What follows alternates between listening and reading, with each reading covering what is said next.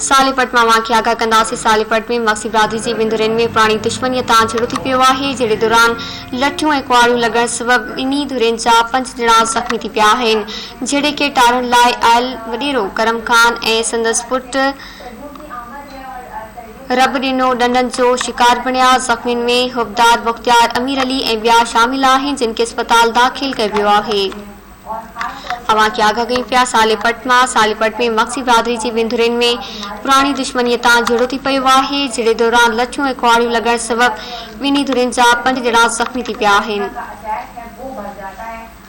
जहिड़े खे टारण लाइ आयल वॾेरो करम खान ऐं संदसि पुटु रब ॾिनो ॾंडनि लॻण सबबि ज़ख़्मी थी पिया। वहां खे आगाह कयूं पिया सालेपट में मक्सी बिरादरी जी बिंदुरनि में पुरानी दुश्मनीअ तां झड़ो थी पियो आहे, जहिड़े दौरान लठियूं ऐं कुआड़ियूं लॻण सबबि ॿिन्ही धुरियुनि जा 5 ॼणा ज़ख़्मी थी पिया आहिनि।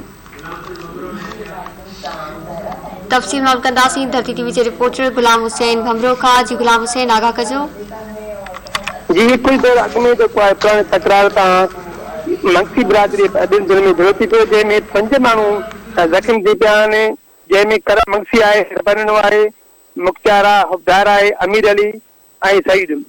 ही पुराणो तकरार हो, उन पोइ लठियूं ऐं कुआड़ियूं इस्तेमाल करे उन में 5 माण्हू ज़ख़्मी थिया आहिनि, जिन खे सालापुर थानेदार जेको आहे लेटर ॾेई करे तालका अस्पताल रोड़ी मोकिलियो वियो आहे।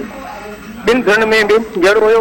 हिन वक़्तु खौफ़ ऐं हरास थियल आहे सालेपट में। जी मेहरबानी गुलाम हुसैन आगाह करण जे लाइ।